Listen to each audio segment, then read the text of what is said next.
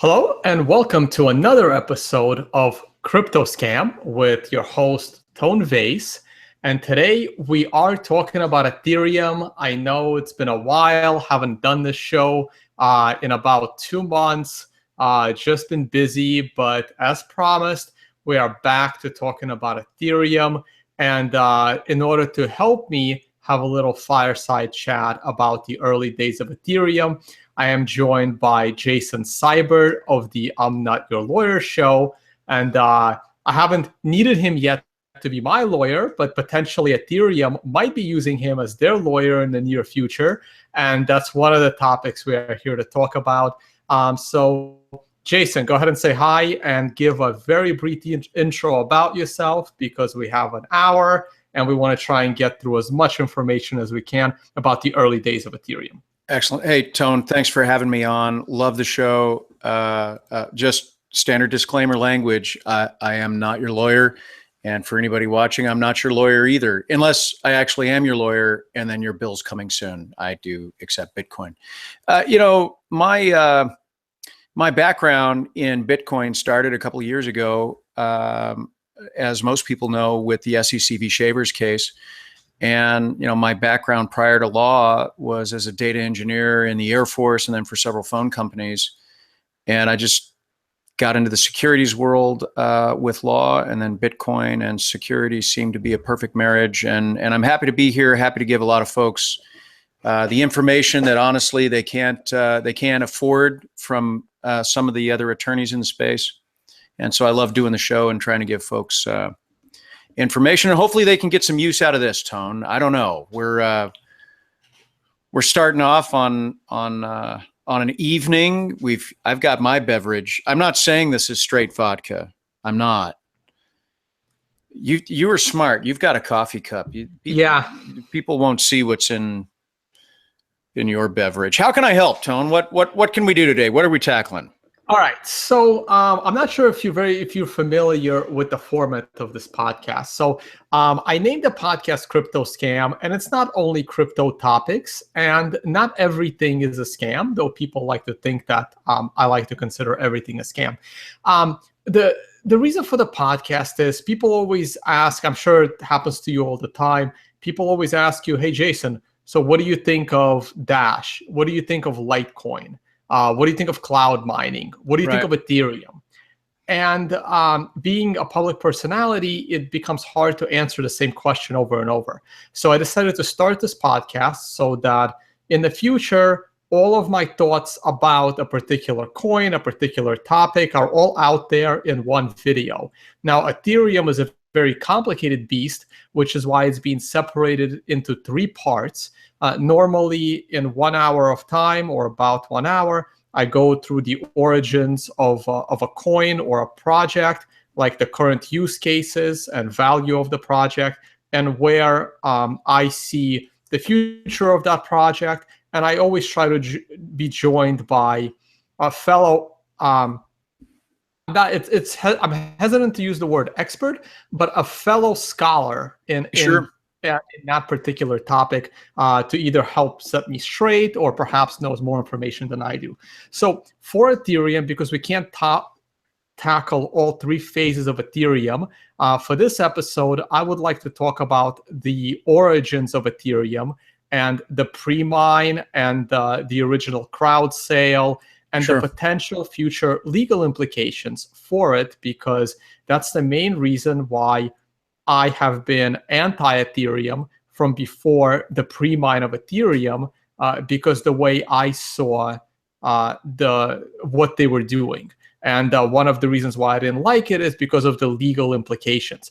And that's why I wanted to have you on, so we can talk about those early days of Ethereum. And I'll try to pick your brain as well, so you can help me see whether my thinking at the time was correct, or my worries at the time were correct. If for a trader, I'm pretty risk averse. Let's just put it that way. In my investments and things like that. Well, considering today, as of today's date, May 2nd, Ethereum's at over $70 per Ethereum token. I'd say if you had gotten into Ethereum from the beginning, you might be Ethereum retired today, and you wouldn't really care about the legal implications a whole heck of a lot. Well, yeah, no, I agree. You know, And I guess that was my mistake. And people still make fun of me for that. And we'll talk about how much Ethereum was. Like those that bought Ethereum on day one paid 1 Bitcoin for 2,000 Ethers. yeah. So 2,000 Ethers That today was at a 50 price cents of, on the dollar. Yeah. yeah, at a price of $75 right now per 1 Ether. So what, 1,000 Ether would be 75,000. So $150,000 for 1 Bitcoin at the time, right? So and 1 Bitcoin was worth less than it is today. Let's put it that way. Yeah. So no, there was lots of money to be made. So let's talk about the timelines. Let's just jump right into it. So the white paper was originally published by Vitalik Buterin in late 2013, and the project itself was announced at the North American Bitcoin Conference in January of 2014. Right. Yeah, I was actually with you at the last North American Bitcoin Conference. In Miami, yeah. Yeah, I did the legal panel. Yeah, I did the legal panel from Stage B, which was the bathroom. And I'm gonna put that video in the show notes because some of those questions are relevant. I also know you recently did a few episodes of I'm Not Your Lawyer show with Paul Stortz, talking about a similar topic. So I'll throw that in there as well for additional details, which we may not get to in this episode. So yeah, go ahead. So what might be helpful, Tone, is when looking at, if we're going to talk about the issue of securities and what is a security, or has Ethereum violated any of the securities laws, I think the first thing that might be helpful for folks that have heard or don't know what a security is we'll get to that. Is just to try to break it down for what we're looking for. Well, hold on. Let me get to that. We'll get to that. We're definitely going to get to that before we talk about them being a security. Okay, go ahead. But your analysis, which is good, which is to talk about what happened ahead of time. When you look at this from a regulator standpoint, or when I look at it from there's some form of harm in a securities fraud scenario, I always look at the timeline, as do regulators, of what happened prior to someone giving money. So what were the statements made? What was the information that was out in the public? What was available? What were the people actually saying? What were in the blogs? What was put on Facebook? Were advertisements made as part of a general solicitation? All that information gets compiled as what's called pre-purchase, right? And so when a regulator looks at whether or not an individual like you or me purchased a security, they look at all the information that we had available to us prior to that purchase, and then they look at what happened after the purchase. So the relevant date is what day did I write the check, or what day did I transfer money, me as a purchaser. So we look at that, we draw that line in the sand, and we say, bang, that's our day. Then we look everything before and everything after. So for a lot of folks, if they bought today and there's information in the world that says, hey, this might have violated securities laws, or this is a security, they may not have a cause of action because there's plenty of information that exists in the market today about what Ethereum was doing and how they may have violated the laws and how this may have been a scam. So that means they're buying with disclosure. So there's an argument against those folks today. They're buying, sorry, you don't have a cause of action because all the information was available to you. But for those people that bought early on, those are the folks that may have been told a bunch of stuff, right? Mm-hmm. And that stuff may not have been true. And so that's why looking at this stuff, what happened in 2013 and in 2014, that's why that matters. It's for that group of people. If you're buying Ethereum today, the regulators generally on the federal level take into account that all that information is in the market, and you bought with full knowledge of what was in the market. So, this bit that matters beforehand. Let me say this differently. It matters for the regulators because they'll use that against Ethereum, and it also matters for people that bought in reliance on those statements that were made. So that's the distinction there. Right. Well, I'm definitely going to get into that. I was going to get into that much later in the show. Hmm. And I don't want to get into this question right now, but a little later we will get into it. And the question is, even though all of that is true, is it more difficult to then go after something like Ethereum because no one actually got scammed? And in fact, people are very, very rich. But don't answer that yet. We will get there. Um, Um, yeah, well, so let me just say this. There's a ton of people that got rich off of Ponzi's stamp scheme. And there were still people getting rich off of Ponzi's stamp scheme when regulators came in and shut it down. So there can be an active running scam and people can be making money and it can be shut down regardless of there not being any harm if a regulator decides that they've had enough. So we'll save the details on that for later, but yeah. Anyway, okay. Go ahead. So I mean, this would have to be like an all-day show. And also, one of the reasons why this Ethereum show is coming late, because I really wanted to do all this research and like, look, there's so much material there. And I mean, I know people that have compiled a lot of that. It's just like, if I had a couple of paralegals or equivalent working for me, I would have compiled all that information. Yep. But we're just going to talk about the more general case. So just to go through the timeline. So it was introduced in January 2014. The first two real official co-founders were Vitalik and Gavin Wood. They were then joined by other co-founders. You know how it is. Like you see co-founders all the time that came years after the original project. In the case of Ethereum, the co-founders came on pretty early on, but the original two from my research were mostly Vitalik and Gavin. Gavin Wood. Gavin Wood also published something called the Yellow Paper in April 2014 to build on top of Vitalik's white paper. Now, the Ethereum Foundation was then established in June of 2014. Something to remember. Switzerland. Something to remember. They actually sold Ethereum tokens prior to the formation of the Ethereum Foundation. Are you sure about that? I'm because close to okay, because I haven't researched this closely enough, but my timeline has the foundation being established. Let me say this. Yeah, right. Let me correct myself. There is a legal foundation of establishing the foundation, and internet, establishing a foundation. let me say this differently. There was an offer to sell the tokens prior to the formation of the foundation, and that's key, right? Because when you look at it from a regulatory standpoint, even the offer of the sale of a security is actionable. You don't even have to sell a security. Just the offer of the sale of a security is actionable from an administrative regulatory standpoint. And so all those timelines matter. So for example, if I was a state agency or a federal agency and I was looking at going after Ethereum, I would look that there were plenty of internet solicitations to purchase the token, announcing that it was going to be sold prior to that June date.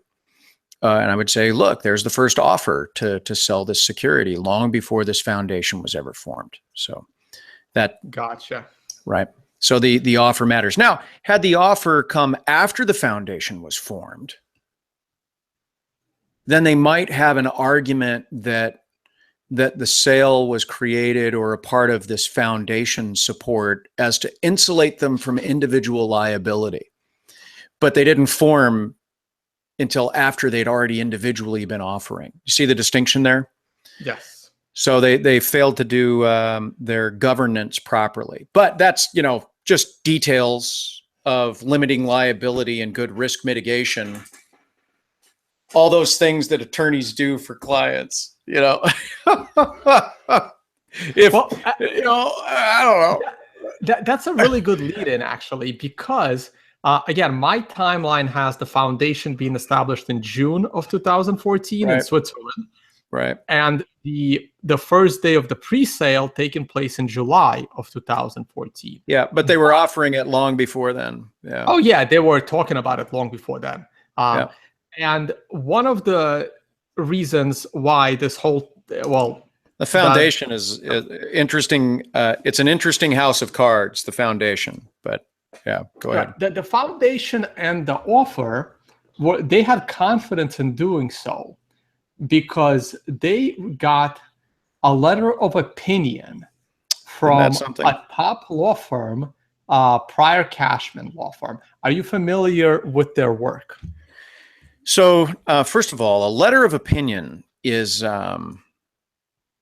that's a pretty strong document, right? The letter of, when you ask a law firm to write a letter, that's how it was explained to me. I mean, I'm learning all of this. Like, well, hold on. What a letter of opinion? I didn't know what it was prior to learning about it through Ethereum. So I would love to hear details. So to put it as succinctly as possible, if you were to want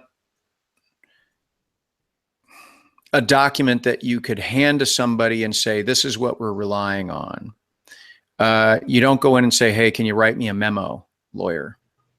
If you want a document that basically illustrates what would be the opening argument, fully researched and supported by law, that you could expect to be the opening brief at an appeal, that's what a letter of opinion basically is supposed to be. It's, here's all the law in the area, here's comparing the good parts and the bad parts, and this is where this fits into this exact spot, and then you can rely on that document. Now, that's not a get out of jail free card, and that's in no way to say that that's the settled law in the area. It's not. Something to think about is that this area of law hasn't been developed yet related to cryptocurrency token sales. It's a new thing. Now, the thing that they're relying on is by calling it a software presale, right? And yes, that the main argument in the letter of opinion is that because this is a software presale, that it's not a security because people are paying for the use of the software at a later date. And what's interesting to me, and one of the things that I've talked about, is that in the cryptocurrency world, the coders and the founders, the CEOs, the entrepreneurs, et cetera, are all very intelligent, very creative, very crafty people. And they will, rightfully so, try to figure out how to work within that construct. And when they hear that there's one little rule that stands in their way from doing something, they will try to figure out how to code around it or how to solve the problem by maybe keying in on a certain phrase and telling someone exactly what they want to hear. Now, my criticism of the Ethereum discussion about how it's fuel, or whatever word they use to you know, snow the law firm into believing what it is, just tells me that this law firm doesn't know what the fuck they're doing when it comes to technology and securities. Either that, or they just charged them an insane amount of money to write a document that they wanted to write in order to get paid. So a law firm will charge you a bunch of money, and if you give them enough money, they will write what you want them to write. That's the sad truth of it. And so for me, when you get a letter of opinion from a law firm, it's a really expensive document that says exactly what you want it to say. So I have a low opinion of letters of opinion because it's not settled law. All it is just an expensive piece of shit that only says what the client wants it to say to begin with. So it doesn't really absolve the client of. It's not a get out of jail free card. It's not that. And you know, if it's a new area of law and someone wants to do risk mitigation, they say, hey, research this area of law for me. A law firm will say, we'll do better. We'll write you a letter of opinion. You know, what's your goal? And then they'll craft the argument around what that goal is. And that's great, you know, and people use it, and it can be persuasive, you know, for a lesser intelligent lawyer on the other side, or an administrator.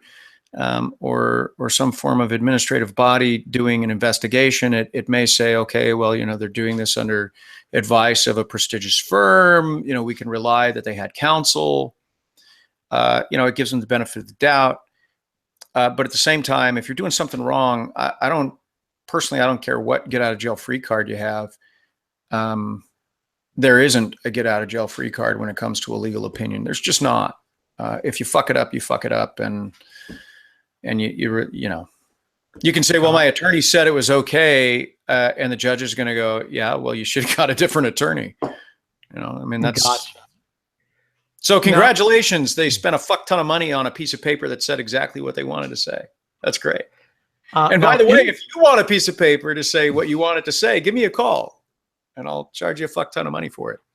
I'll tell you that it's absolute dog shit. I will tell you ahead of time. It's called disclosure. I'll get you to sign something that says, that this document is dog shit, but it says what you want it to say. But that's the kind of lawyer I am. So in my notes, I also have something called a no action letter. Now, I'm not sure what reference it is, mostly because I'm an idiot. And when I interviewed a bunch of people, I told them that I was like recording the conversation for, to re-listen to it, to take notes. But like an idiot, I didn't use my recording software correctly. So those that did allow me to interview them about Ethereum, you have nothing to worry about. That nothing was actually recorded. Chatham House rules apply. Excellent. Yeah, so they automatically apply. So even though I wasn't really going to disclose a lot of the information, I didn't even have those recordings for myself to re-listen to. So are you saying that folks from Ethereum said that they got a no action letter from the SEC? No, what I'm saying is I was dependent. Because that would be strong juju. That would be strong juju. I was dependent on re-listening to those recordings, but because I don't have them, and thank God I was taking some notes during speaking with people, and in my notes I just have no action letter. So I don't know if it means they got one, they didn't get one. What I think they got, but I also don't know what it is. So maybe it was in my notes. So maybe you can explain what a no action letter is, and then maybe if an Ethereum person is listening to it, they can then comment how it applies, or if it doesn't apply at all, it might be in my notes saying that they didn't get one or didn't even ask for one, but it's in there, and I want to know what it is. Okay, so a no action letter is a request to a state or federal regulator that basically says, look, this is what we're doing. This is how we're acting. We believe that we're complying with the law. Will you please send us a response, regulator or agency, confirming that our actions will result in no action, no administrative action. So you're requesting a no action letter, meaning I've informed you of what's happening. I want you to tell me you're not going to take an action. Now, my understanding of the Ethereum guys is that they didn't get a no action letter, and I might be wrong. Maybe my research is wrong. I think what they got is they got a retired guy at the SEC to give an opinion on whether or not what they were doing was a security.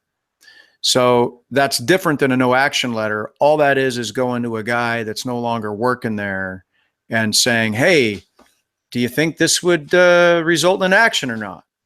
And my understanding is that the person that they talked to said, no, it wouldn't result in an action. Again, under those circumstances, I look at who are they asking? What was that person's job at the SEC? Right? Not every lawyer at the SEC works in enforcement and understands the enforcement rules, nor are they looking at that area of law. And then three, who is the guy and how much did they pay him for the opinion, right? Again, you can pay a lawyer, you can pay somebody to give you a document that says what you want it to say. Under my analysis of the Etherium sale, under a very simplistic view of the Howey test and SEC v. Glenn Turner and the entire, progeny moving forward from Howey, the Etherium sale falls squarely within the realm of a security, and how how anybody could say differently is just shocking to me. It's just you're jumping the gun again. We're gonna get. Oh, sorry, I'm just gonna get to that. Oh man, I'm trying to have my dessert before my dinner, but that's I know. Okay, so if Ethereum people are gonna be watching it, please comment below the YouTube video or on SoundCloud and let us know if you did or didn't get a no action letter. An official Correct. no action letter on administrative agency letterhead from a director of enforcement that says no action. That's a very distinct thing. That's different than getting a retired guy saying it's fine. Right. Let's give Ethereum the benefit of the doubt, right? Let's say they did. I'm not going to do that. I will. Right? I'm being nice here. Look, okay. Honestly, here one more disclosure, right? So I have I should have done this in the beginning of the episode, but we're gonna get to the actual people, so I'll probably say this twice. I have been very, very hard on the Ethereum co-founders throughout the last 3 years, and after doing some investigations for this podcast and speaking to some of the people early on in Ethereum, perhaps I might have been a little bit hard on a lot of those co-founders. I don't think they were, purposely participating in what I still think is very, very scammy. I do believe that they thought they were doing good. And I will admit I've been a little too hard on them. Maybe I should apologize for some of the things I've said over the years. And here's my disclosure. I've broken bread with some of the founders in the United States and in Buenos Aires. And I've been very clear and very open with my thoughts on how they proceeded. And I told them exactly how I think they should have proceeded. And that my opinion is that they should just accept the fact of what they did was sell securities and just prepare for when somebody comes along and says, this is what you did. And until then, if nobody's going to come along, continue operating, but be absolutely 100% prepared for the day that a regulator comes knocking on the door. And here's the thing, Tone, I need you to hear me on this, and I need everybody to hear me on this. From an administrator regulatory standpoint, there is no statute of limitations on an administrative regulatory action. None. So if they're thinking, oh, it's been 2 years, we're in the clear. No. There's no statute of limitations on a regulatory action. So just be prepared. That's all I'm saying. I was gonna say, does their preparation involve Vaseline? But no, we'll get to that. Maybe we'll get to that a little bit later in the show. But I can't speak to that. I can't speak to Vaseline.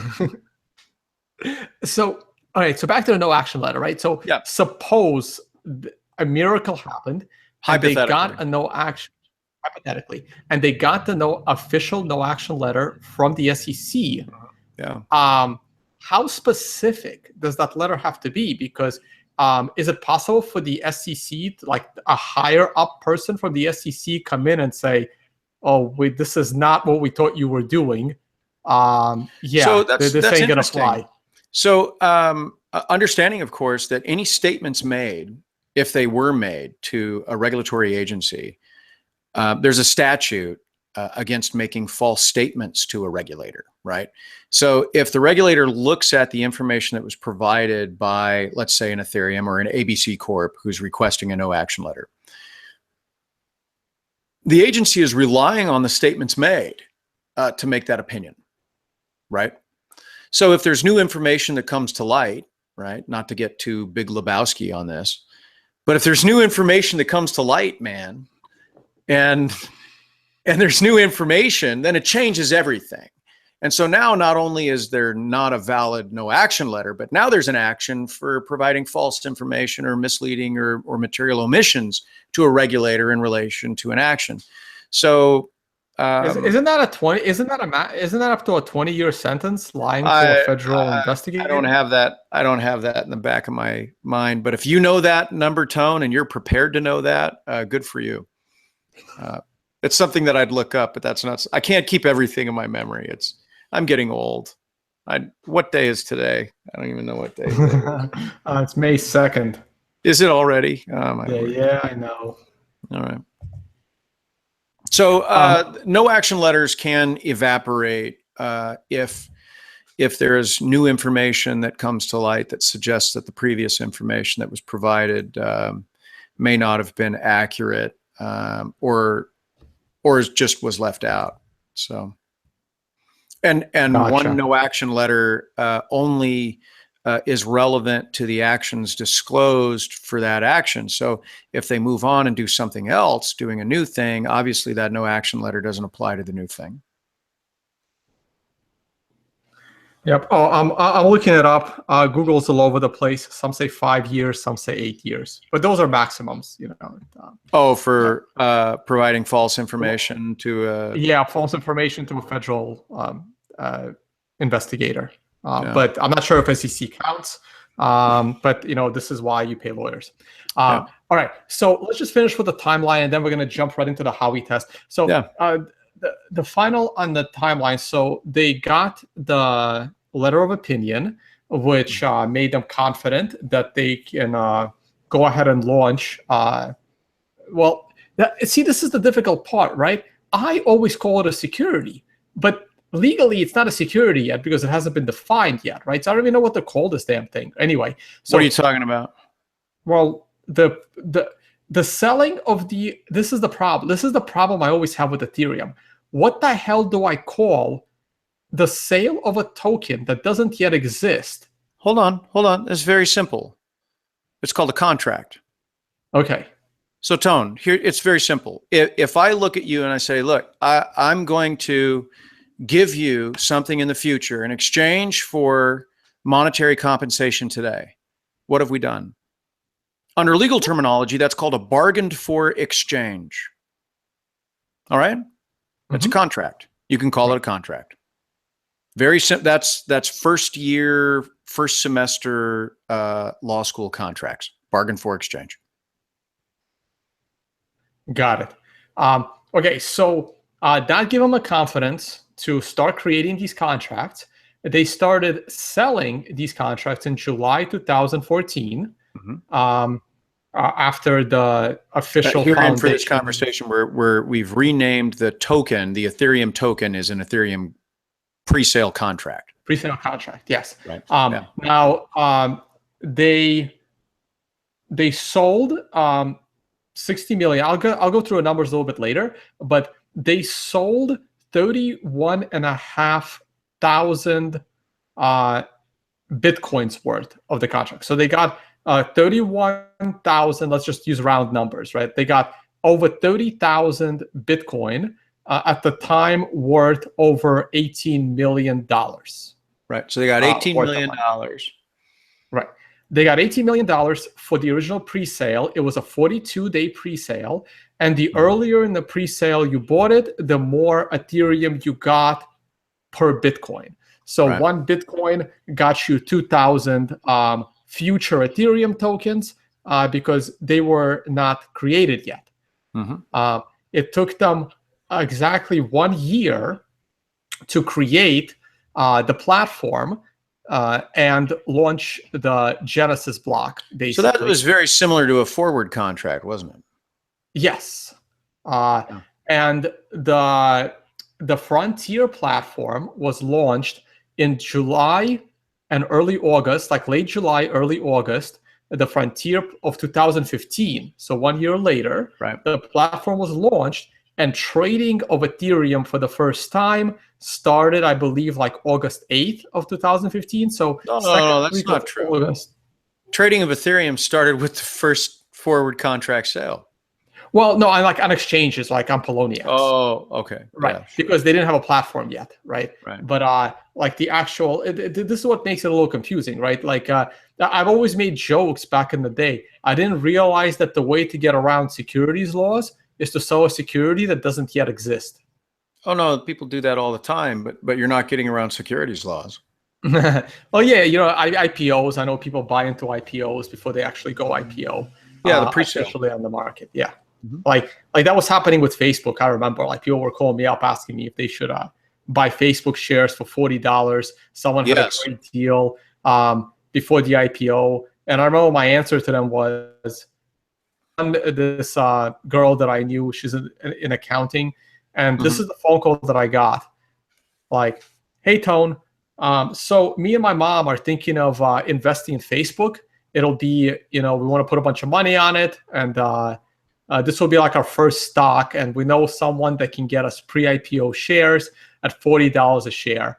And my answer to her was, by you telling me this, that you and your mom are this is when you decide to buy your first stock, I'm certain that the value of Facebook is going to fall 50% almost immediately. And that's exactly what happened. Facebook fell to like $17. Of course, it recovered, and now it's $160 stock. But would a person like that be willing to hold through that initial fall? Because if she's buying it, then I know it's a bad investment. Well, it has a different risk tolerance for you than for her. But so let's get back to Ethereum. So a year later, it's trading on Poloniex, right? Right. So the first week of August, exactly 1 year later, like a year and a month later, it starts trading on Poloniex. So that's just a background. That's just a timeline. Right. And now I want to actually talk about what is the Howey test and what is a security. So I'll let you explain that. So the definition of what a security is actually defined under federal law.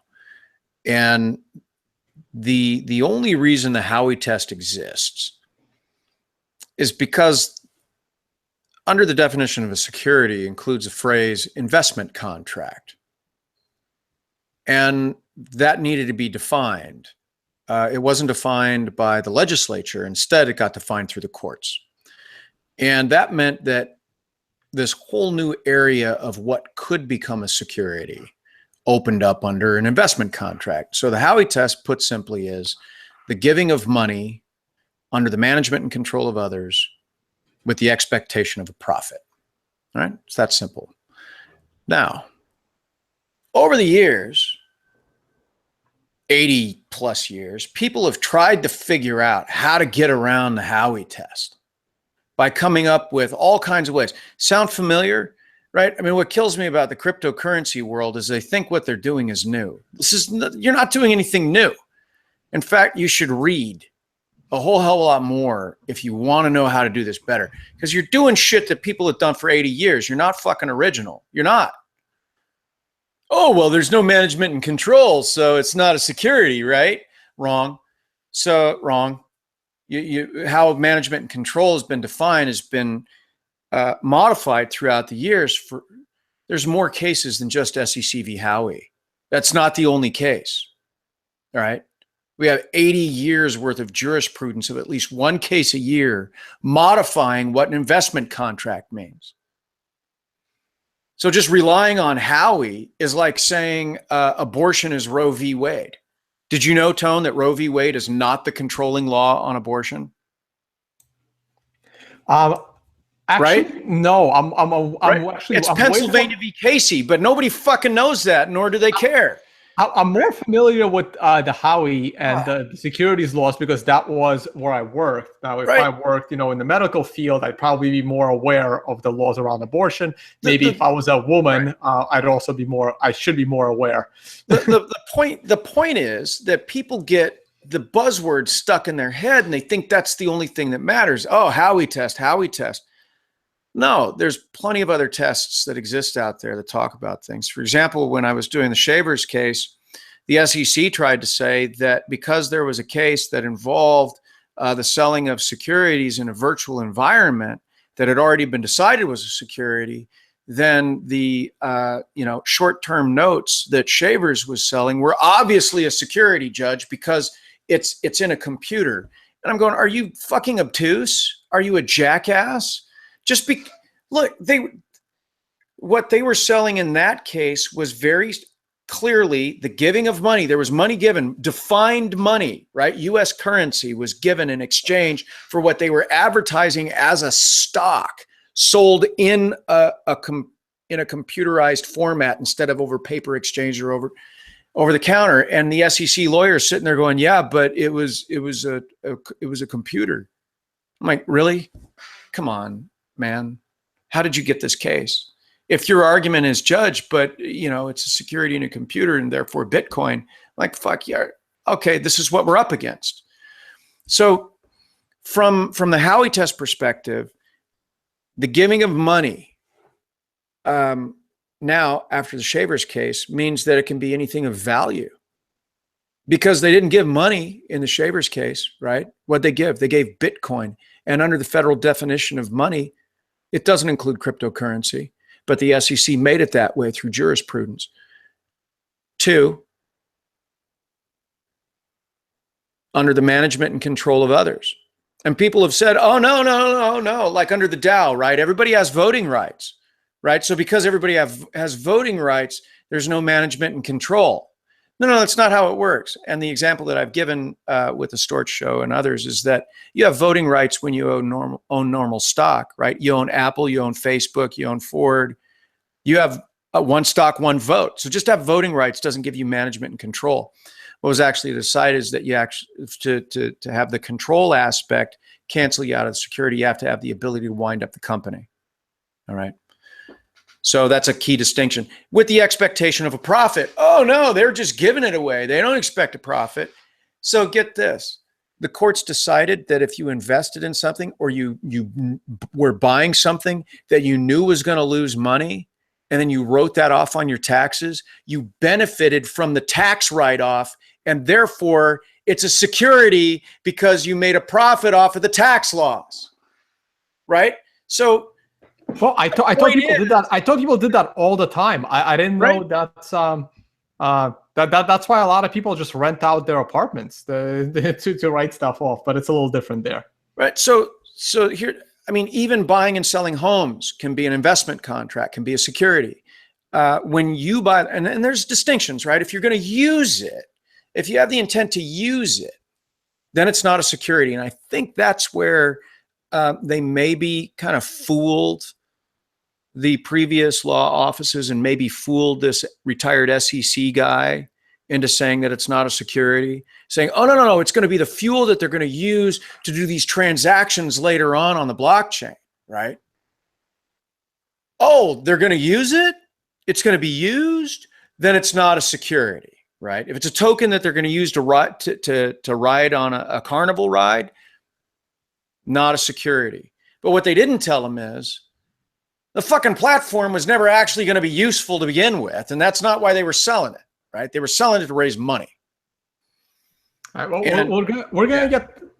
we'll get to the platform maybe a little bit later in this show, but the platform is actually going to be part 2 of the show.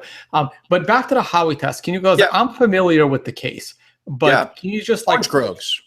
A lot of my audience isn't.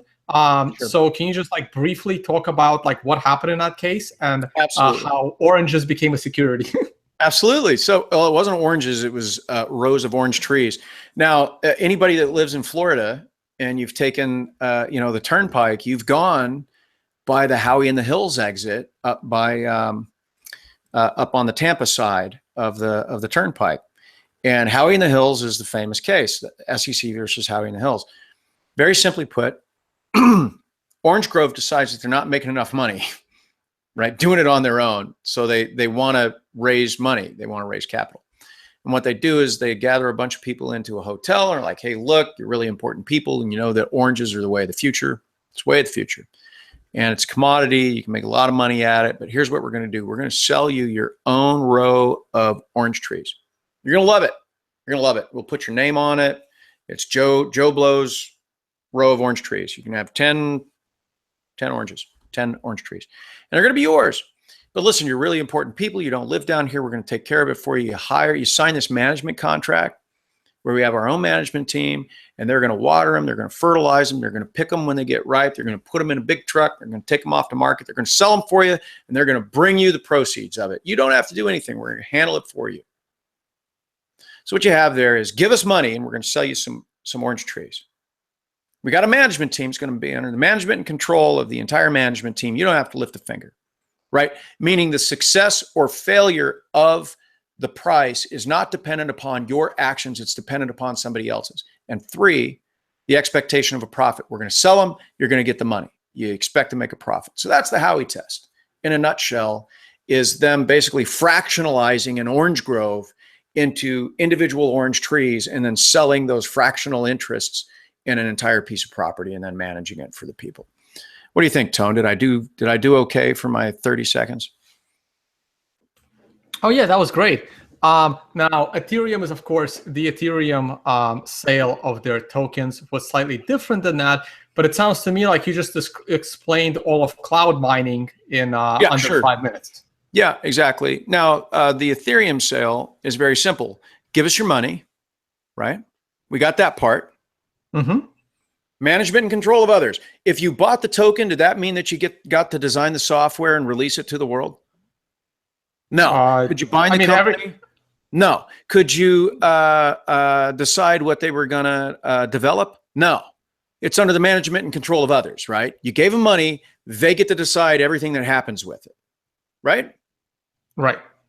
And the people that bought it, based on the statements that were made prior to June of 2014, expected to make a profit. Now, based on that, do we meet the Howey test?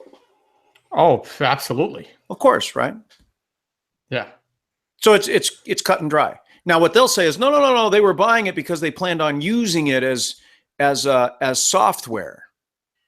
Look, man, just don't. Well, based on the statements that were made in those documents, based on what was made in blogs, based on all the information that was provided ahead of time, and Stortz and I went over it, right? We examined those things, and your viewers can go and they can look at it. I'll put those links in the show notes. You know, of course, there was the expectation that you could buy this token and it would increase in value later. And the moment they said that you could buy the token, it would increase in value later, that was an expectation of a profit. That's it. I mean, there's other analysis as well, right? If it's truly fuel, why is it based on a variable price on a market exchange? If it's truly designed to operate as the it's required in order to drive the software, then just sell a monthly subscription service for tokens. Why put a limit on them? There shouldn't be a limit on them. Right? And there should be you want everybody using it, right? I mean, and it should be a stabilized price. It drives me insane watching all of these ICOs, and we might get to that later on. I know we're already going pretty deep on time. It drives me insane that everything, your platform is dependent on a speculative price. And I always make jokes that what if Netflix did that when they were launching and asked you to pay for their service in Netflix stock? And what if eBay asked you to pay for goods in eBay stock? Right. And then what if you had to buy eBay stock and Netflix stock to use their services through E-Trade, and you can only do it through E-Trade stock, which also fluctuates in value? This is what we're dealing with right now in this ICO. There's other organizations that require you to swap your dollars out and use their currency to trade in, right? And things like that are, say, Chuck E. Cheese, right? If you've ever been to Chuck E. Cheese, if you're a parent, you've gone to Chuck E. Cheese. In order to play the games, you have to put your dollar into the machine. They give you a bunch of tokens back. It's only usable in Chuck E. Cheese. You can't use the tokens anywhere else. But it's pegged to a set value, right? It's not like you walk into Chuck E. Cheese and say, okay, I'm going to give you $20. I'm going to get tokens. Those tokens now are going to be traded on a speculative market, that you might be able to have those tokens be able to play 5 video games or only 2 video games based on whether or not there's market support for the value of our token. No, it's $20. It's $20. 20 tokens for $5 or whatever it is. It's a set price. Price. And the whole reason they do that is they don't want money in all the machines. They just want to drive it off the token, right? And that's to control fraud and everything else. I mean, there's different reasons. But this, this is also the difference between a family man like yourself and a scoundrel like me. I would have gone with the casino as an example, but Chuck E. Cheese works just as well. No, casino's great, right? That's 1-to-1, right? Those are chips, but. Even then, it's not like you get on the casino floor and you're like, all right, I got $100 worth of chips. Can they be worth $120? right? I Yeah. mean, if I sit here and hold on to them, are they going to be worth any more? No. They have a set value. In, out, it's set. But they don't do that with Ethereum. They just wait on whatever the market price is. Okay. Yeah. All right. So let's move on. So this is insane. So it's fucking insane. So here's a question I always deal with, right? When I talk about these things and I try to explain, right, everything you're explaining, I instantly like recognized it. Heard about Ethereum, and I'm like, oh my God, this is crazy. And I'm like, and when I heard them doing it, oh, we're doing it from Switzerland, I'm like, oh, that doesn't matter. The moment the single U.S. citizen is in possession of that token and they can verify it, you're in violation of all U.S. laws on securities. No, hold on. They're not necessarily automatically in violation. What they are, though, is subject to U.S. jurisdiction. Yes. And that's a distinction, right? I think what's happened. That's what I meant. What's happened, like when I was speaking in Las Vegas and I talked about Ethereum a little bit there, Chatham House rules. There may or may not have been one of the Ethereum founders that was in the audience. And the dude thought that I was a cop or some government regulator and I was absolutely anti-cryptocurrency. I'm like, no, man, I'm the exact opposite, right?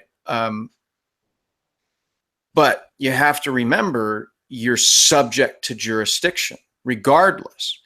And you just accept that and then you do game theory and you move on from that. Now, he thought I was saying that Ethereum was illegal. Look, these are nasty words when you call something illegal, right? Illegal means, oh, I've committed some grave felony or I'm going to go to prison. Well, you might. At a minimum, though, you're subjected to the jurisdiction of the United States the moment you enjoy the benefits and protections of the U.S. laws. So what that means is you sell a contract to a U.S. citizen, you are enjoying the benefits and protections of the U.S. laws, right? All it takes is one. And the language from International Shoe, which is a personal jurisdiction case, says, the court shall have jurisdiction over the non-resident defendant. That would be your Swiss foundation, right? Such as to not offend traditional notions of fair play and substantial justice. So they have to have such minimum contacts as not to offend. And the law has been developed over the years, such minimum contacts. What is a minimum contact?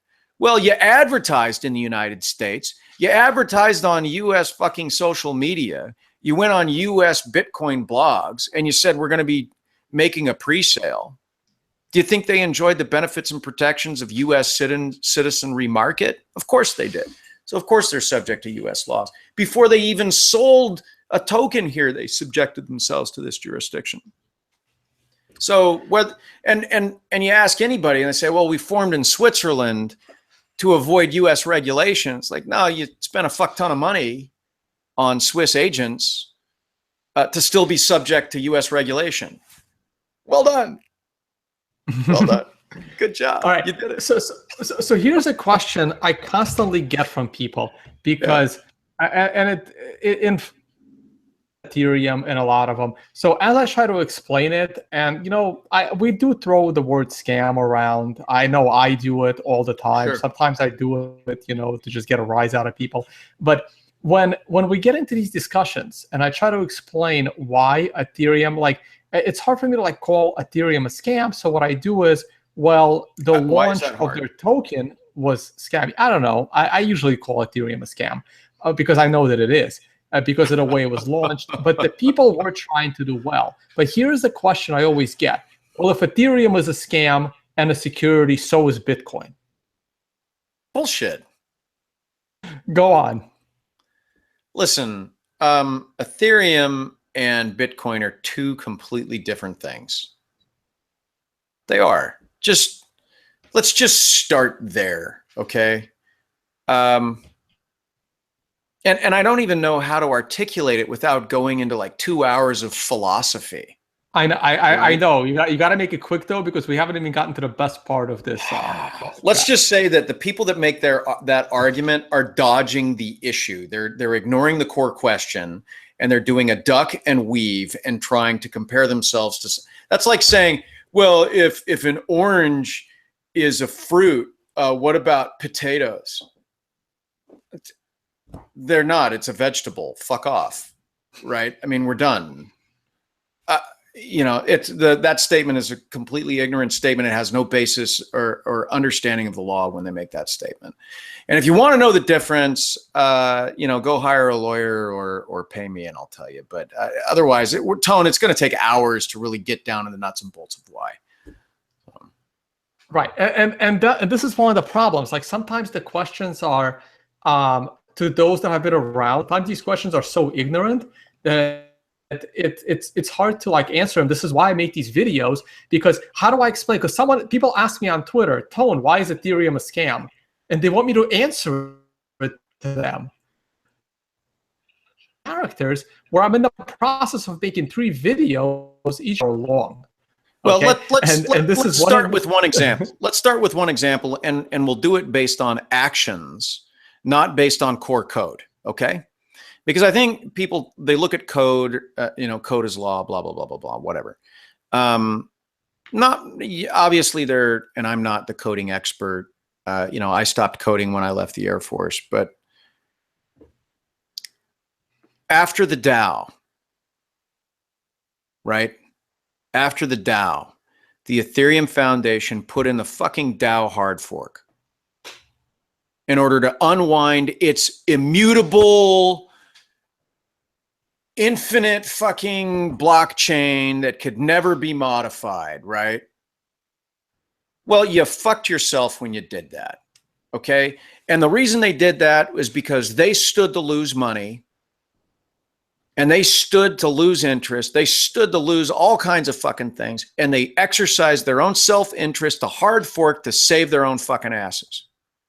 Yeah, the moment they did that, that's the one moment reason. they fucking did that, you know what they did? They showed they had management and control over the entire goddamn network. They showed that they were willing to exercise their own influence over it and change it because they were protecting their own asses. And Bitcoin has never done that. Never. I agree. Never. I agree. Never. So I could go off, but you want one example why Bitcoin and Ethereum are not the same thing? Why one's apples and one's fucking potatoes? DAO. And if you don't know it, go look it up. But that's the shortest way that I can explain how anybody that says if Ethereum is a scam, what about Bitcoin? DAO. There, one answer. No, I agree. One answer. I thought the DAO was going to be like the final nail in the Ethereum coffin, but it's still kicking with thanks to these ICOs. All right, so actually, my next 3 topics we have already touched on them, which is why I'm just going to very briefly mention them, and then we're going to move on to what I think is the best part of this chat. So why is the SEC? Okay. No, I'm sorry. This part we haven't talked about. Is the SEC the only regulator that Ethereum needs to worry about? No. Because I have already heard stories where like a person was in breach and the SEC went after some guy running a company. They basically took him out of business, arrested him, took all the money, like they fined him more money than he even had, like millions of dollars. And then like 6 months later, the CFTC comes in wanting the same amount of money. And then he's like, but the SEC already took it all. And they're like, well, we don't care. We want different group of rules. Our piece. That's right. Oh yeah. Congratulations. You did it. Right? You fucked with too many sandboxes. Absolutely. That can happen. So let's think about that for a second, right? Let's say, this is great. This is going to be great. You're going to like this. You're going to love this. The SEC, and we're talking about Ethereum. So let's create a hypothetical wherein Ethereum is in violation of SEC rules. Administrative action comes along, and so they say, look, you have to disgorge your ill-gotten gains for selling unlicensed, unregistered securities, and then let's just say hypothetically somehow an exchange. A commodities exchange is written and operated using the Ethereum blockchain and supported by the Ethereum Foundation. So you violated SEC law, and now you have an unlicensed commodities exchange. So the SEC can come after you for one action, and the CFTC can come after you for another, because you violated both sandboxes by effectively doing your same business model. So that's one example of how you can do that. Now, another thing you need to worry about if you're thinking about selling securities or thinking about offering tokens is you don't have to just worry about the federal regulator. You also have to worry about the state regulators as well. And there's 50 of them. There's 50 of them, right? That's awesome. Yay. And none of them are like nice enough to like, well, all the money went to the SEC, so I guess they keep. No, they all want their share. Oh, they yeah, all want their piece, and they all will come after the same amount of money, and they're all gonna expect that amount of money. Yeah, and the funny thing is, I bring up guys, if you just do a Jobs Act offering, you can actually comply. You can do a Jobs Act offering. You can, every potential startup looks at me and says, yeah, but that just doesn't raise enough money. I'm like, okay. There's a reason for that. Go for it. If you do a Jobs Act offering, it supersedes and preempts all the state laws. You're covered. It covers your SEC stuff. It covers your federal and state. You're covered. All you have to do is not be a greedy prick. It's just all right. Jesus Christ. So let's move on. We definitely covered the next one, because when I said like, what kind of backlash will there be? Like if, obviously, like you mentioned earlier, there is no statute of limitations. They can go after them. And the SEC and the government work slow. So the fact that and regimes change, right? Right. Nothing has happened yet means absolutely nothing. It can happen in a year. It can happen in 5 years. There's no statute of limitations. And you said earlier that the SEC couldn't care less if they blow up a $7 billion market cap if they think that the whole thing is a house of cards and it's only going to be worse in the future. The SEC went after a company that only raised $5,000 in San Francisco. $5,000. They don't care what the dollar amount is. They don't care the dollar amount. Right. What I'm saying is they don't care the dollar amount. They got the same lawyer making the same amount of money per hour, whether it's a $5,000 deal or a $5 billion deal. It's just another file folder. Okay. It's just another file folder. So they would not even worry about a backlash from, a community that they just, nobody got scammed. nobody was, right? Well, that's debatable. I know. Oh, look, they went after Eric Voorhees, right? Nobody lost money with Eric Voorhees. He didn't sign the right paperwork. Yeah, you're right. No. It's not he didn't sign it. He just didn't file it. It was unlicensed, unregistered sale of securities, period. Take that, expand it, put that to Ethereum. Let's say they don't even go after him for fraud. It's unlicensed, unregistered sale of securities at a minimum, okay? So bang, they go after the Ethereum Foundation for that. And what did they make Voorhees do? They made him disgorge, right? They made him disgorge.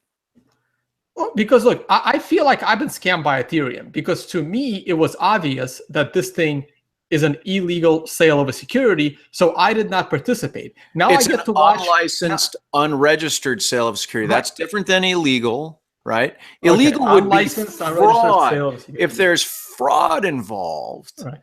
Now we're getting into that's like Garza. Now we're getting into illegality, right? Because fraud in connection with the sale of security can lead up to a felony conviction. Gotcha. All right. So it was unlicensed, unregistered sale of a security, which to me was as obvious as day and night. Sure. But here's the thing. I want you to think about this, Tom. And I did. You don't get penalized for that. You as a buyer don't get penalized if you buy an unlicensed, unregistered security. You don't get punished for that. I know, but like, I'm not an idiot. This is why I didn't do it. And I'm watching. Well, apparently you were. You could have had a 73 times gain. I know. No, not 73. It was 2-to-1, right? So that's like 146 times gain. Yeah, it was 2,000 Ether to 1 Bitcoin. Oh my God. I mean, it was a lot. You could be Ethereum retired right now, like Vitalik, wearing My Little Pony backpacks. Oh, and we're getting to that, and we already talked about the only use case for Ethereum right now being a platform for ICOs that are following the lead of Ethereum to do what Ethereum did now on top of Ethereum. Right. And we're not going to get into the platform here, which I know is going to work again. Right, meaning that Ethereum has created an unlicensed securities exchange. I don't know. I'm just. Oh yeah, that's another thing. I don't. Okay, let's talk about the specifics. I mean, the latest token, the latest security being offered on the Ethereum platform is the Veritasium coin, isn't it? The Reggie Middleton Veritasium offering. Yeah, the Geonosis coin just got sold. That was, and Veritasium is going on now. See, you saw and then the Granger Danger token try to be offered, but that thank God we got Charlie out of that one. Yeah, right. Right, what's next? What do we got next? All right, so here's what's next. So there was 2 problems in the initial launch that I knew about, and I'm like, this is insane. One of them is the one we already talked about, the selling of this pre-token to anyone with a pulse and maybe even no pulse. That's what you call a general solicitation and a general offering. Right. So here's the other one, right? So and I'm gonna do a quick screen share here. Is actually, Vitalik's words right here. The 60.2 million Ether went to the crowd sale participants. And then you see that plus 11.9 million split between early contributors and the foundation. That's 72.1 million Ether that was pre-mined? Correct. Wow. Now, after over a year of mining, we only have 91 million Ether. So there's only 20 million Ether that have been mined in the last 2 years. So 85% of all Ether in circulation was pre-mined.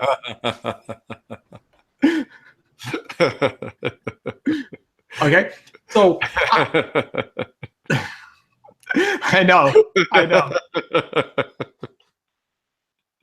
All right. I know. Okay, sorry. Go on. I'm done. All right, let me. I'm so dead right now. Right, that's like a hashtag DED. Right. All right, so let me stop sharing screen here for a second. So I want to talk about that 11.9. Let's call it 12 million. 12 million Ether. Why not? 11, 12. Yeah. 11.9 and 12. No, it's not a lot. We're rounding it. We're rounding to the nearest whole number. So 12 million Ether that did not get sold in that initial 42-day crowd fund. So what is that 12 million Ether? So that 12 million Ether, 3 million of that Ether went directly to the foundation. So you're talking about the Ether tokens. The Ether token. Well, they were pre-mined, right? The Ether tokens, right? So obviously they can't sell them until a year later when it goes to Poloniex, right? Mm-hmm. But the Ethereum Foundation, where they dump it, right? The Ethereum Foundation got to pre-mine 3 million Ether tokens for themselves. Okay, now that still leaves 9 million Ether tokens. 6 million of the Ether tokens were just handed out to the original people in Ethereum. So basically there was 6 million tokens designated to hand out to all the people involved leading into the pre-sale. And during the year, actually the people leading into the pre-sale, the 6 million tokens were for the people involved leading into the pre-sale of the tokens, and the additional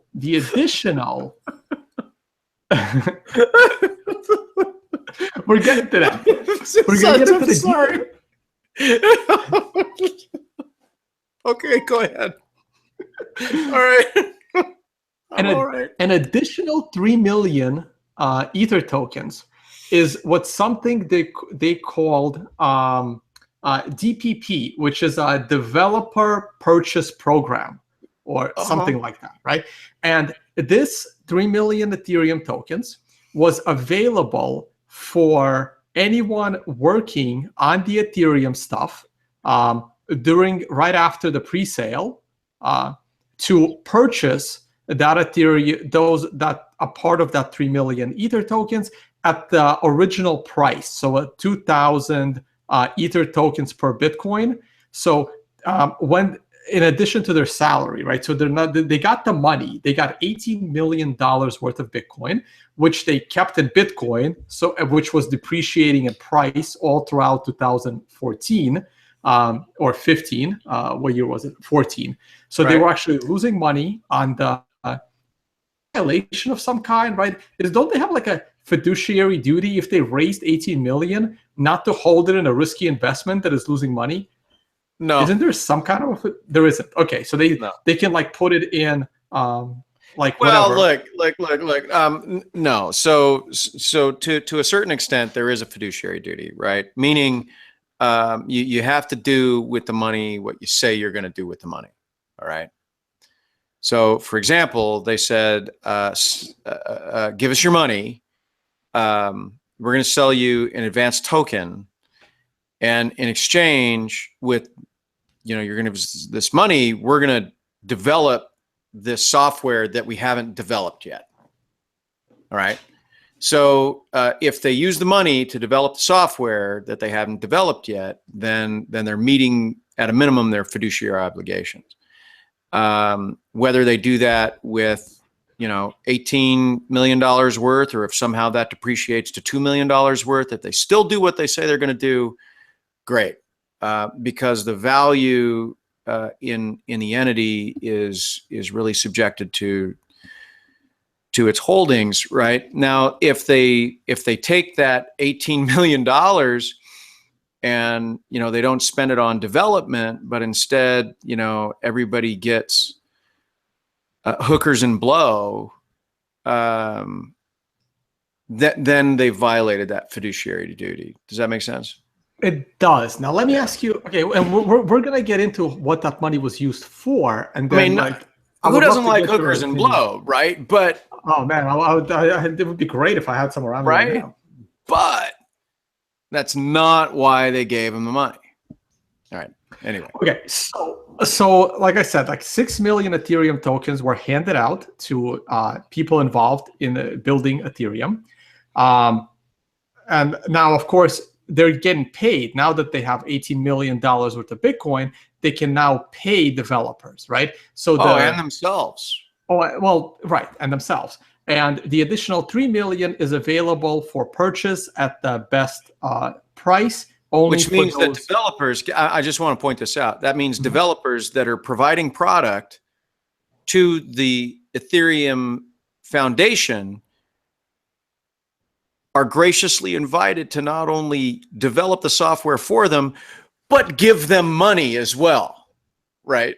So, right. They were actually, right. Not only develop the software for me, but fucking pay me. It's just brilliant. Right. It's brilliant.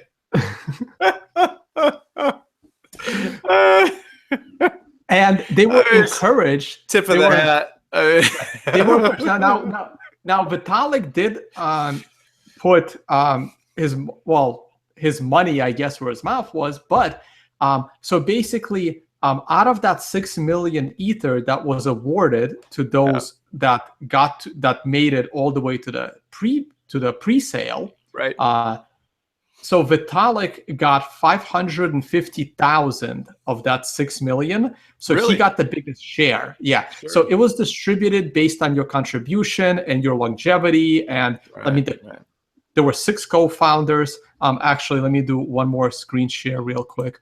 I seem to recall Paul Stortz and I going through the stated breakdown of where the money was going to be spent and how it was going to be spent.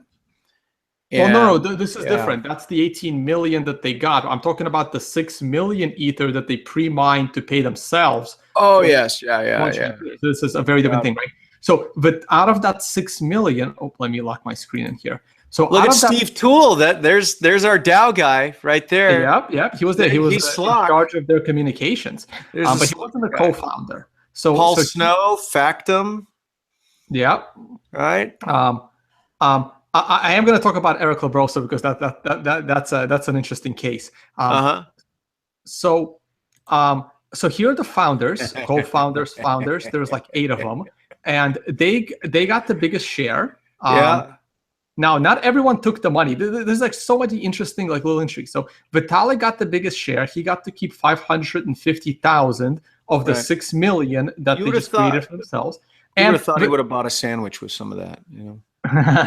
And Vitalik also bought 150,000 through that developer purchase program. Right.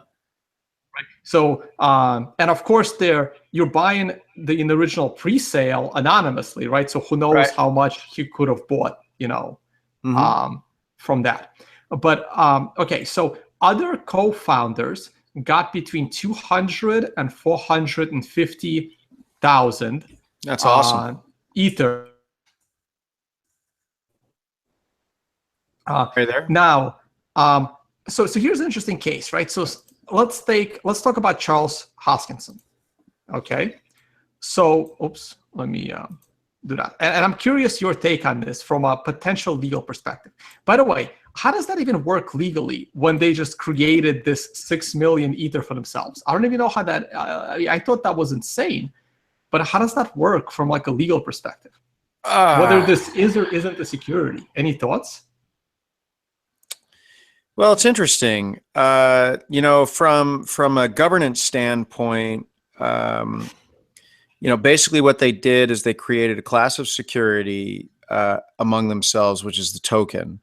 And organizations can issue basically stock to themselves all the time. They don't have to issue 100% to the public. They can leave issuance of securities in-house for incentives. They can hold back stock. I mean, this is a very common stock incentive program that any corporation would do. Right, but instead of calling it a stock, they call it a token. You know, right? But even offering stock at a discounted price to employees. At some predated price. This happens. But here's the thing though, in those cases, everyone knows that it's a stock. Sure. And everybody in this knew that it was a fucking stock, but they were just calling it a token. And gee, aren't we clever because we called it a token and not a stock. It's horseshit, right? So how liable do these co-founders, well, not even so how liable do they become more liable by just creaking it for themselves and not just selling it to the public? Does that go into a different law or no? Look, you gotta remember it from this standpoint, okay? As to themselves, if they created the tokens to begin with or created the securities to begin with, right? So now they're issuing these securities to themselves. They don't have a cause of action against themselves because they have management and control over it, right? So as to themselves, the token contract is not a security to themselves. It's just compensation, right? Now, when they go and try to sell it to somebody else, then it becomes a security. So that's what I said, that timeline of the events that happen ahead of time and later matter as to when money is given. So something to let's say Vitalik says, hey, Charles and Anthony, we're going to form this group And to pay ourselves, we're going to form, we're going to hold back 6 million shares or 6 million tokens. But as to them, they all agree that they have control over the company to do what needs to be done. Under the Howey analysis and its progeny, Vitalik and Charles and Anthony didn't sell each other securities. Does that make sense? Yes. Right. But later on, they say, okay, hey, we want to hire Steve Toole and Paul Snow, and we want to give them an incentive program where part of their pay is going to be in tokens. And so Vitalik, Charles, and Anthony sit down and say, all right, well, we've got this pool of 6 million that's our own. I'll agree to hand over some of mine. And so long as Steve and Paul don't have the ability to wind up, then they're selling securities. Even if it's not out of their own pocket, they're still selling securities because, securities or investment contracts that are given as part of compensation for work has been determined to be sell of a security. So let's look at Charles' specific case, right? Because Charles didn't actually agree with the pre-sale and a lot of the things in the foundation, and he actually left the project, like I believe, and weeks before, a few weeks before the Did he pre-sale. leave or was he fired? Does it matter? Yes. Oh, interesting. Yes. Why? How? Yes, it does. How does it matter? Well, when you're talking about liability, what matters is the individual's intent, what they were doing, right? So Like you always have to Charles's intent or Vitalik's intent? Yes. Right. So if Charles was making statements 100% for what was going on and consented to the statements that were being made prior to the offering, and he was a part of that team, then he's absolutely included in a list of folks that would be considered potentially liable for those actions. Just because you quit or get fired doesn't absolve you of your acts. Let me say this differently, right? 3 people get together and they're like, hey, let's go rob a bank. Yay, right? So the bank, you're in preparation to rob the bank, and you're right outside the bank, and you're about ready to do it, and everybody gets it, and guy A goes out and he buys the tools to do it, and right before they crack open the safe, guy A says, you know what? I'm out of here. I'm gone, right? At a minimum, what do they have him on? Oh, they have him on like conspiracy. Conspiracy? What else? Comply. I mean, he complied with attempted robbery, right? Attempted robbery. Okay. Attempt, right? So there's varying levels of actions all the way up till the time that you complete the action. So it's just a matter of examining it and what happened. So, and if he gets fired, maybe he got fired because they were sick and tired of him saying, no, we're not going to fucking do this, and I'm not going to be a part of it, right? So if he gets fired for denying or absolutely wanting to not have any part of it, that could help him, right? Gotcha. And it could be worse for Vitalik, but all of that is speculation. I have no idea. I haven't looked into it. Okay, so here's something else that may help him then, because even though he was awarded a co-founder chunk between 200 and 450,000, Charles claims he didn't actually take it. So he either donated it to someone else because, according to Vitalik, he was awarded. We're getting into kind of the minutia, right? And the minutia being, but he didn't actually keep it. Right. So here's the difficulty in this. All right. I don't have the facts. I don't know all the information. I don't know what went down, but you're asking me to give my analysis of what Charles's liability would be. Yes. And instead of saying he is or he isn't, what I'll say is this. There are possible defenses when your actions show that you were counter to the illegal activity. All right. Does that make sense? Yes. All right. And because I don't know what happened, and I'm nobody's lawyer here. I'm not your lawyer. I'm not Charles's lawyer. I'm not Vitalik's lawyer. I don't know what's going on between them or what was decided, what emails were exchanged, what text messages were exchanged. what really, I don't know what happened there. But all that stuff will most likely be subpoenaed if the SEC chooses to go after them. If they don't already have it. Got it. Right. That's an NSA thing. Right. All right. What's next? All right. Next. What we got next? So, next we have Anthony Diorio and Joe Lubin. And the reason why they're in the same group, I like Anthony, by the way. I've hung out with Anthony also. The reason Joe Lubin came in a little after. Anthony Diorio was there from the early start. Now, Anthony Diorio was very useful to the project because there was a lot of work going on in Toronto and he had an office. So he provided the original Ethereum people, a place to actually work and get their meetings done. And unless, again, according to my notes, Anthony Diorio provided some of the original funding for them to get this ball rolling back in way before the pre-sale. Right. And then Joe Lubin joined with, I believe, a bigger chunk of the funding. So them two, meaning they were making loans, and then after the sale, a lot of these loans got paid back with the proceeds, right? Correct. Of the sale. But what's interesting is in the pre-sale documents, not a single document discloses that they're going to pay back loans with that pre-sale money.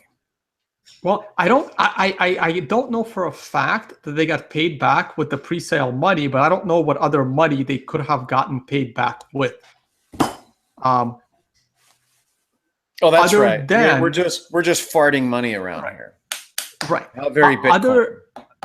Other than but they also, because they were co-founders, they weren't just outside lenders of money, right? They were co-founders, so they also got to keep the co-founder chunk between 200 and 450. It's good to be the king, right? I mean, Ethereum, and they also had the option to buy it, through the developer purchase program.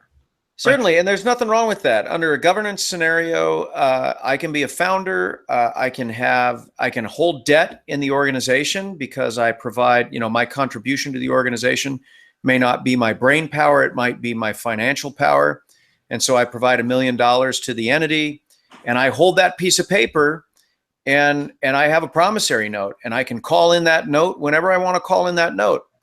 Now, against that, though, are certain fiduciary duties to not harm the entity that each founder of an organization or a partner of an organization under standard contract or under standard governance laws are required. So you have to be careful when you call in that note so that it doesn't harm the company. But at that point in time, after that pre-sale, when you've got close to $20 million sitting in your pocket, and they could call in the note and get their money back, and they get future speculative value. Well done, Anthony. Well done. Right? So well done, again, Joe Lubin. So put your speculator hat on. Sure. Does this put them in a higher risk liability perspective for if what? The hammer comes down for not, I don't know if it was disclosed, I never really seen the documents, for funding the original operation and then being paid back from the pre-sale? Well, you have to remember, from a governance standpoint, if a regulatory agency comes down on and decides that they're going to buy into the Ethereum Foundation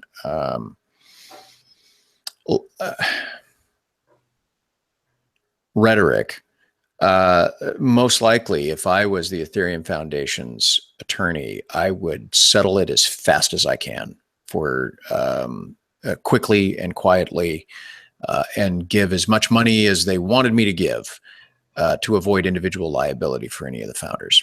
It's that simple. So you clean it up quick. If it moves past that and it's not an administrative action and they're actually looking at criminal action, that would be brought on by the U.S. Attorney's Office and the Department of Justice, who would have done the investigation. And now, at that point, it's every man for themselves. And what you're talking about is potential defenses or, who's more culpable than the other. One of the things that I don't know if you recall is that Ross Ulbricht in the Silk Road case tried to say that he shouldn't be facing the penalty that he did because there were cops that did the same thing that he did. Now, when we look at this for a second, you got Cop A, Cop B, and Ulbricht, and all three of them are sitting there allegedly doing the same bad stuff, right?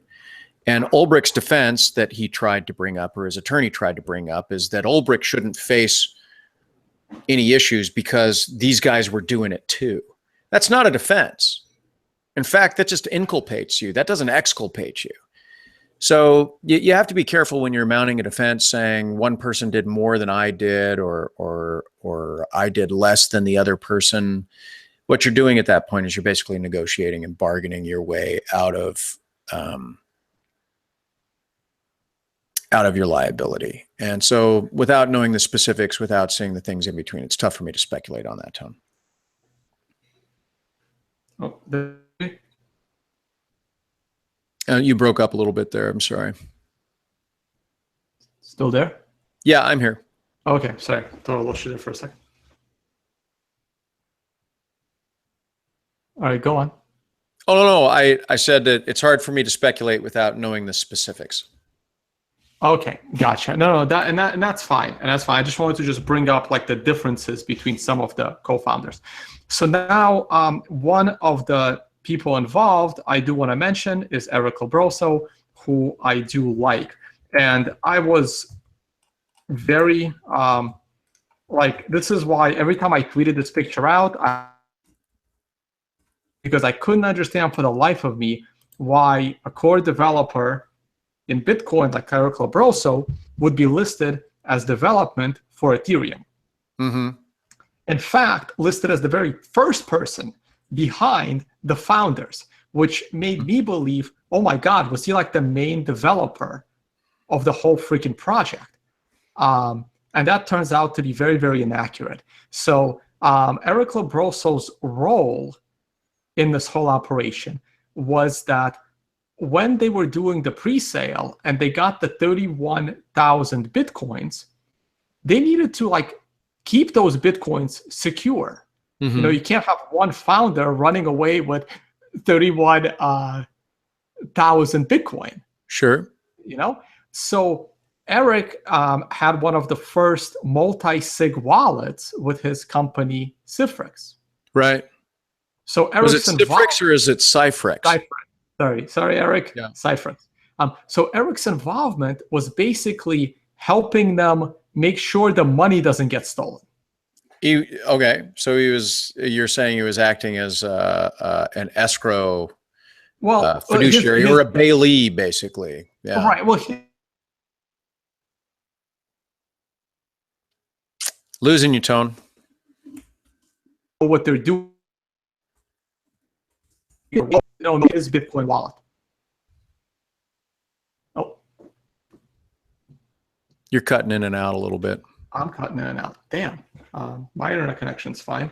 Okay. As is mine. So let's try this again. So basically, because they were using his multi-sig wallet, the one that he created, he was involved in, helping them make sure they don't screw it up. Well, that's one interpretation. The other is that he could merely just say he was holding it for his cousin. Yeah. Sorry, that's a joke. It wasn't funny.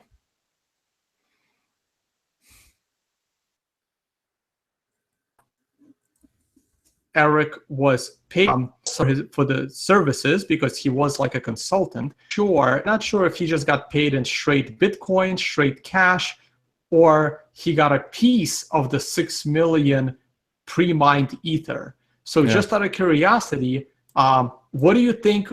And Eric is not the only one of these people that was, that's not directly involved, is not a founder. He's just there as a consultant to do a job.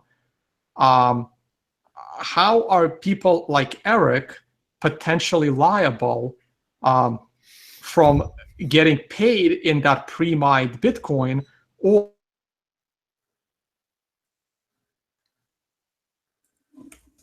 you cut out again.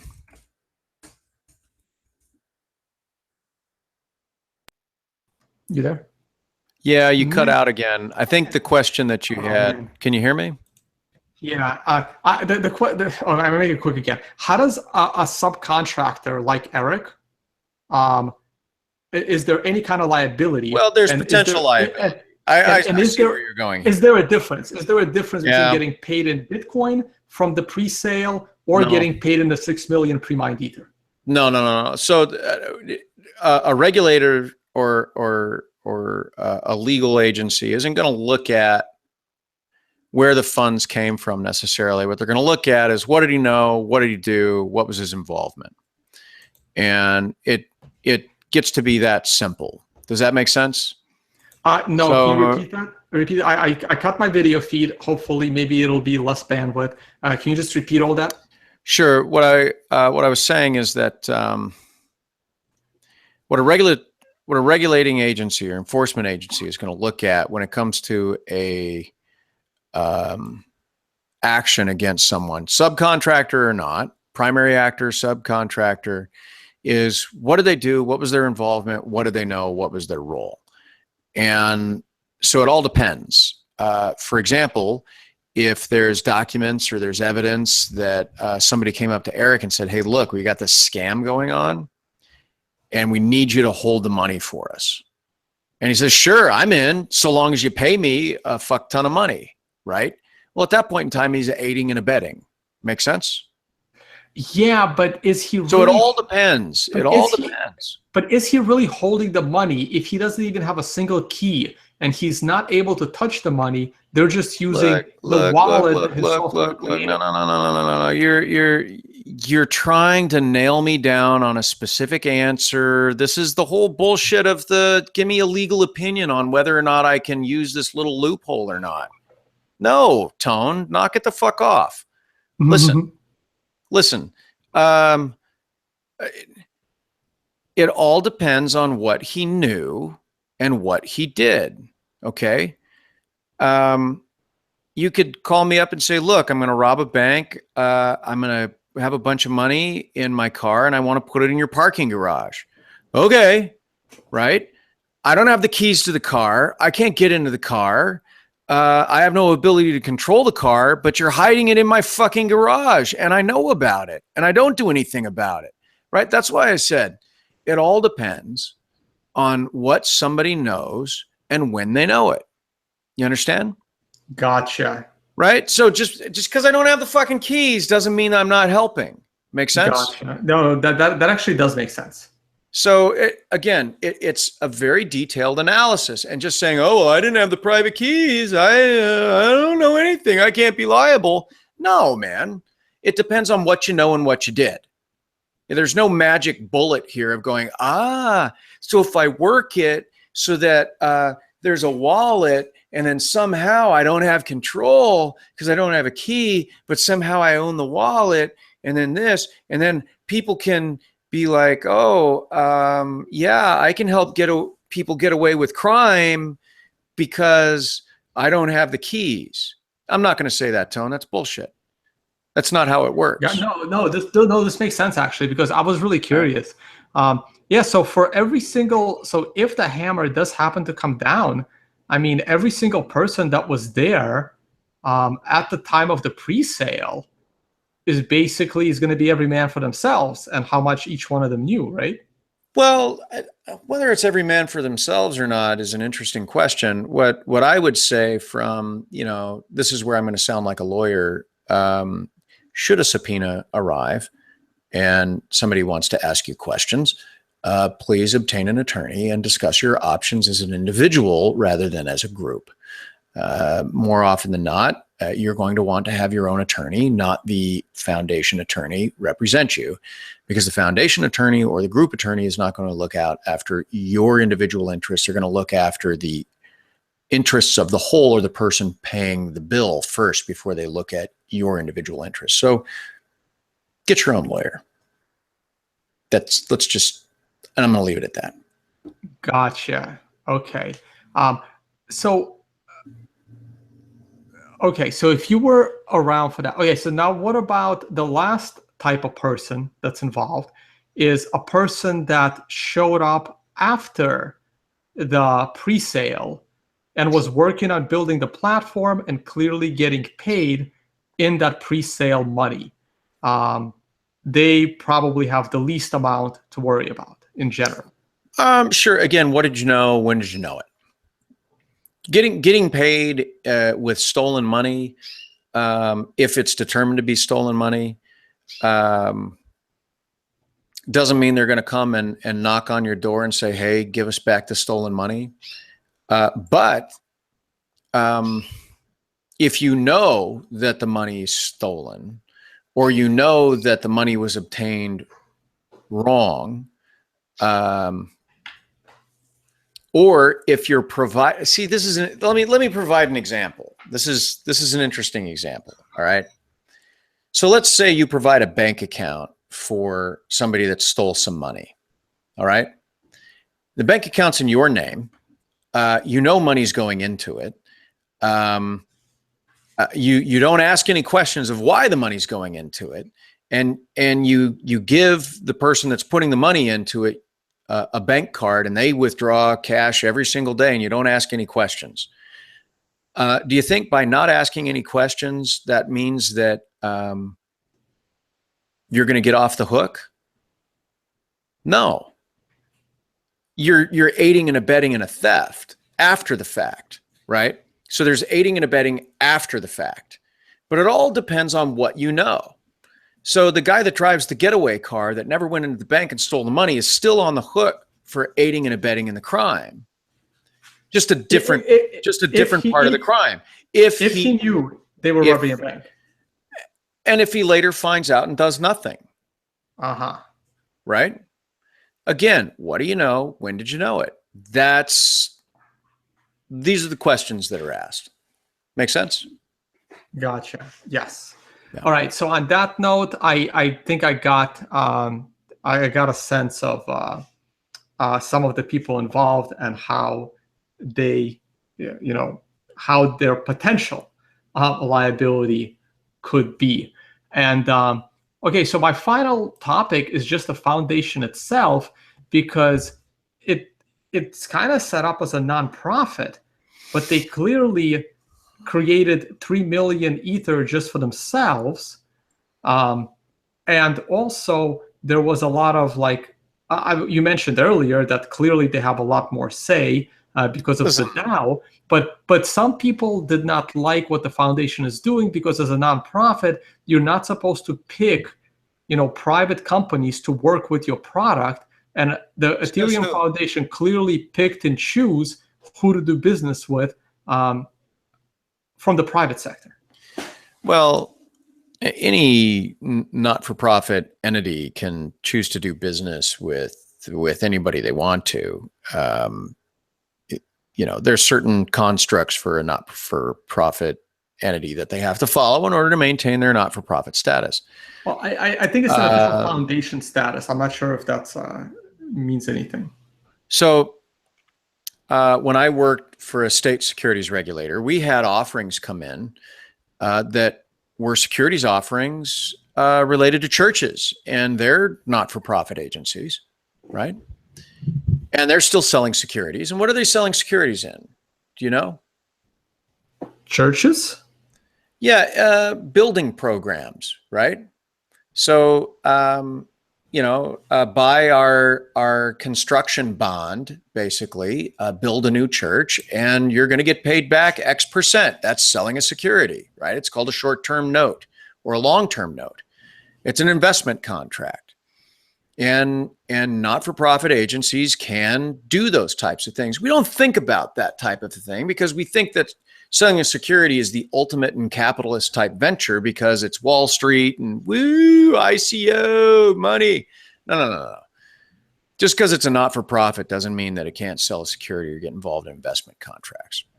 So to me, that analysis doesn't matter of whether or not the foundation has liability or not. Look, I can call myself a fucking foundation. That doesn't mean I can get away with murder, right? Again, it's not the name that matters. It's the actions that matter. Period. You can call it a token all you want. It's not going to matter. It's what does it do? How does it do it? That's the analysis. Does that make sense? Yes, it does. Yeah. All right. So on that note, I think I think we're coming to the end. So any final thoughts? I know we briefly talked about the DAO. We didn't get into Ethereum as a platform. We didn't get into smart contracts. We didn't get into the mining behind Ethereum. Those are for other people that are so much smarter than I am. Right. Yeah. That would be part two. In part two of the Ethereum crypto scam episode, we will be talking about Turing completeness and smart contracts and the Ethereum platform itself. So that would be the next episode that's going to come out. So any final thoughts on Ethereum in general from you, Jason? Sure. I think one thing that folks think is that they think that this is like the new dirty word in the Bitcoin space, isn't it? That I'm a Bitcoin maximalist. Don't get me started on that one. Right. The truth is, I think there's plenty of room in the cryptocurrency world for alternative currencies and for platforms like Ethereum. I have no problem with the way that Ethereum as software runs. My problem is with the way that they raised money. And let me just try to, and I've said this before, and if you've watched the I'm Not Your Lawyer show, you've heard me say this before. When you get into the process of making money with other people's money, there's a regulatory regime that comes down on top of you. All right. If you're making money, if you're in the business of being in business and you're making money by selling a product that works and exists, good for you. You're in business. You're in the business of being in business. But when you're in the business of making money with other people's money, that's when these regimes come down. Tone, you know that from your investment days. There's lots of regulatory agencies that are involved when you're handling other people's money. And here with Ethereum and the pre-sale, they were handling other people's money. Here, give us your money. We're going to give you a token that you can redeem later for something that might be worth more. You know what that sounds like to me? That sounds like a 1-year lockup on a pink sheet sale. Right? Right. They can call, that's why I said they need the cryptocurrency folks need to read better books, because just naming it something else doesn't make it something else. These things have been going on for damn near a century. And before that, we had all the scams that went on that compromised what's known as blue sky law, which is the state securities law before the federal law came down over the top of it. We've had scams and securities, gold certificates, silver certificates, investments in agencies, partnerships, corporations have been around longer than securities have been around. These types of constructs have been around for centuries. And somehow the cryptocurrency world thinks that it's brand new because they're calling it a token. It's not. If you're looking to invest in one of those things, I'd say do your diligence, understand what it is you're getting into. And for God's sakes, and I'm going to say this with a little bit of humor, if you know it's a Ponzi scheme, get out before they take your money and run away with it. Come on, Tone. That you got to laugh a little at that. I mean, God, it's like crickets around here. I know. It's late. It's late. No, actually, when you said managing other people's money, every month I get an email from someone asking me to manage their money in trading. Isn't that something? Right? Right. Will you trade my money for me? I'm like, no, I don't want to do that. I don't want to join. And when I tell them no, most of them try to convince me to take their money to trade for them. And I don't think they understand why I'm saying no. Well, one of these days you'll say yes, Tone, and then you'll have to call me. Until then, I'm not your lawyer. All right. Hey, Tom, pleasure being on. If you have any more questions, you know how to get in touch with me. Yeah, that's it. Thanks a lot, man. Thanks for spending all this time, Jay. Yep. Take care, Tom. We'll talk to you later. Yeah. All right. So this was our first part of the Ethereum crypto scam episode. I know I dropped a bunch of names when we talked about the Ethereum founders, and I didn't actually expect Jason to say that. Personally, I mean, I like a lot of these people. I really, really do. And what's going to happen when the hammer comes down, if the hammer comes down, because we just don't know. But this episode basically explains why I was always against Ethereum. So today, people can call me an idiot. People can call me, Tone, you missed out.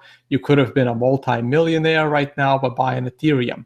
But everything I just talked about with Jason from the I'm Not Your Lawyer show, I immediately recognized these things in my brain that told me Ethereum is insane.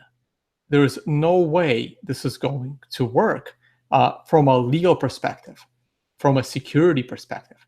These things were really, really obvious to me from the day of the pre-sale.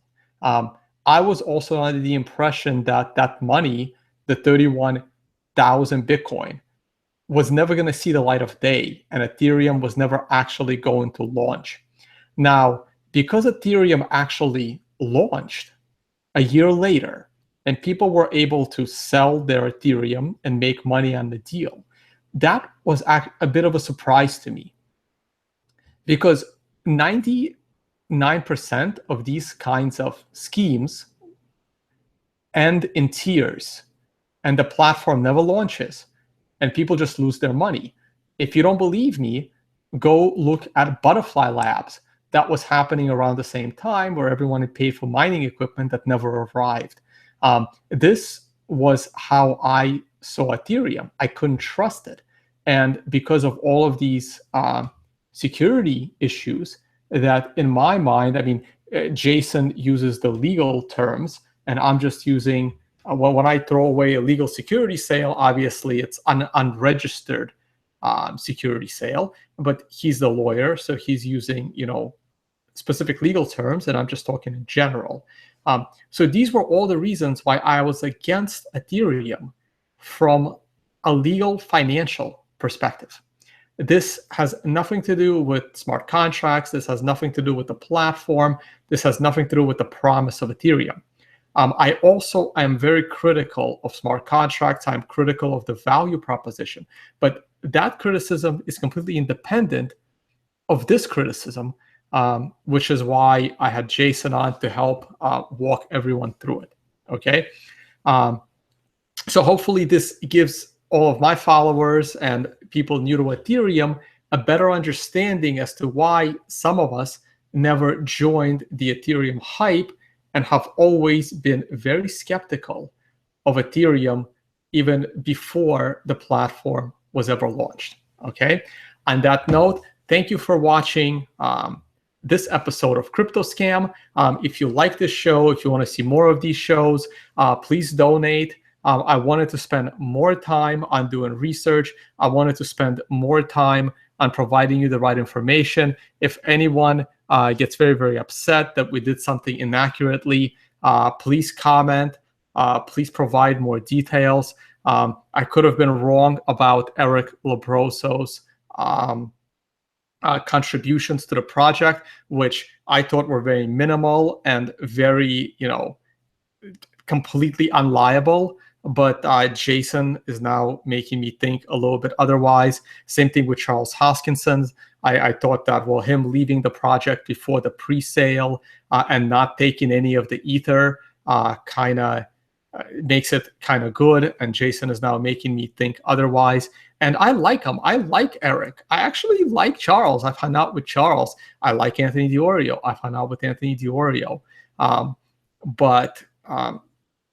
Just walking through the basics that I know and what I've seen with a lawyer, giving me a little more clarity on what may potentially happen. It doesn't mean that it will happen. I mean, I don't want to see anyone go to jail. I don't want to see anyone get in trouble. But Ethereum is very different than Bitcoin. They are not the same. Jason didn't want to get into that conversation, and that could be its own standalone show as to why Bitcoin is different than Ethereum. I can definitely spend multiple hours on it. They are not the same at all from a legal and security perspective. And if you don't understand why they're different, then you should do a lot more time researching and a lot more time understanding the space before putting your money into it, or even worse, launching one of these securities or ICOs or tokens or whatever you like to call them. Because if it looks like a duck and it quacks like a duck, the US regulators may just come down and call it a duck. Okay. Once again, I am Tone Vase. Check me out on this YouTube channel and this podcast. You can also catch me on the World Crypto Network, where we do a Friday Bitcoin show, the Bitcoin group, where we talk about news. I have my own show there called On the Record, where I try to interview some of the people from the space. And of course, my website, Liberty Life Trail, where I cross-post a lot of this work and also have a lot of other original articles. Catch me on Twitter as well as Tone Vase. Thank you very much for tuning in, and see you all on the next episode of CryptoScam.